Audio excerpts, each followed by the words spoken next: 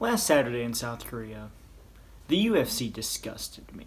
Truly, it was the most disgusting, disrespectful act I've seen them pull, and as long as I can actually remember. But it's not fully on them. Let me break this down for you. So the Korean Zombie headlined the card where he's from in South Korea. Okay, great. That's awesome. So they were going to bring in Brian Ortega, who had just lost the 145 title shot that he was granted against Max Holloway when he got butchered. So Brian Ortega pulls out 2 weeks' notice with like a knee injury, leg injury, something like that. Not really too important.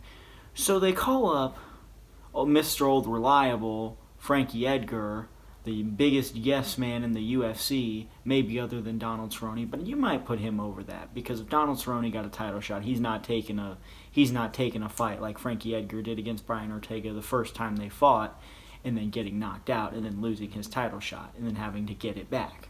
But so Frankie Edgar says yes to the fight. They ask Frankie Edgar to fight. He says yes, of course I'll fight because my name's Frankie Edgar and I'm from New Jersey or Brooklyn or wherever the hell he's from in the Northeast. So he goes to fight. He loses. But the problems that I have with this fight is that it was not his fight to begin with.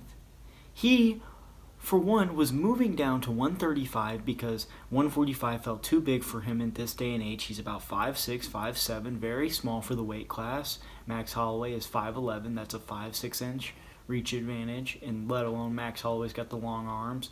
And he just wasn't very big for the weight class anymore. It is an evolving sport. It's only been around for 25 years. And Frankie Edgar, though he is great, he wanted to win a title at 135. So he goes down to 135, and he's going to fight Corey Sandhagen on January. He has a fight, too. He has a fight at 135 already. Why are you even allowing him to take this fight? So that you can save the card? Put in any other 145er. People in South Korea are going to go to the fight anyways. It's the Korean Zombie. It's their guy. It's the only guy, I think, on the UFC roster from South Korea. And if there are other people, no one else knows who they are. So it doesn't really matter much. That's the problems that I have with it. But Frankie, he had leverage here. They let him go down to 135. He had that Conor fight, but then he went off and fought Cerrone at 170, and he's going to fight in January as well. But he had leverage going to 135 and saying, you know what, I'm just going to fight. And they gave him a good fighter in Sandhagen, in which if he would have won that fight, he could have been, contending for that Cejudo fight potentially.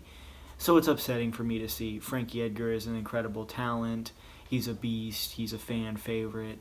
All the fans love him and respect him, along with myself. I think he's an incredible fighter, and he will be truly missed when he leaves the UFC. But the problems that I see are that he just says yes to every single fight. He's too much of a yes man. When he has the leverage, he just throws it out the window and says, you know what, this is my company. He's extremely loyal, and I can respect that. But at the same time, it works against him in many situations. And it worked against him when he fought Ortega when he had the title shot. And it worked against him against the Korean Zombie last weekend.